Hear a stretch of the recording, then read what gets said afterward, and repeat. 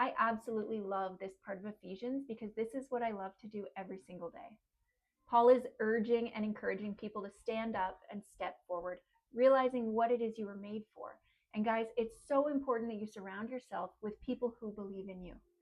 Even if you have just one person who believes in you, there's power there.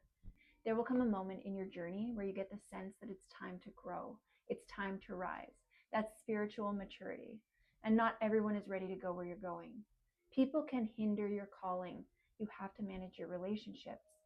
And when you get that notion that this is where you're going, you don't want someone beside you telling you that you can't.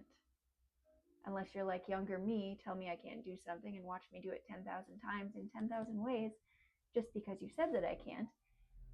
You see, I recognize that there's still room for growth, but I also love to use pain for fuel. I can be thankful for any kind of challenge, any kind of pain. I can be in the depths of hell, thanking God for the opportunity to learn something. I am not afraid of anything. Fear is not part of this. Listen to Paul. He says, I urge you to live a life worthy of the calling you have received.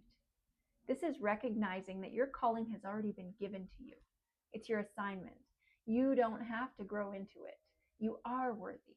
You are worthy of standing tall in what is yours right now. So this is not pressuring, this is encouraging. Paul is inviting, speaking life. God didn't rescue you for nothing. He created you to be something amazing, something more than you ever knew. And you will feel and know when it is your time to rise. I received some beautiful encouragement myself recently from a wise man who sat with me. And his advice and his prayer for me was listen to the voices. He said, listen to the voices. So special.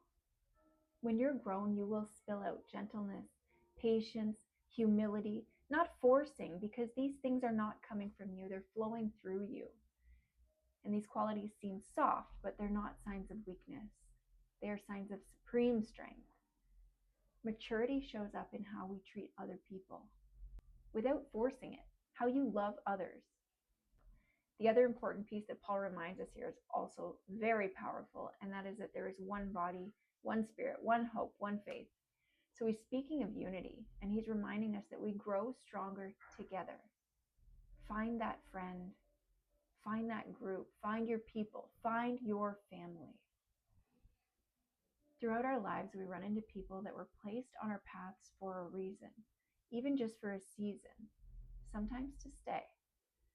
Paul says Christ gave his gifts to his people, his apostles, prophets, evangelists, to pastors and teachers, to equip them for the work of ministry. Ministry is not reserved for a few leaders. The church grows when every believer discovers their role. He placed gifts inside his people not to impress others, but to build the body of the church. And Paul says something else strong here. He compares us to infants when speaking of maturity. He says, then we will no longer be infants. Infants react to everything, like they're kind of unstable and immature.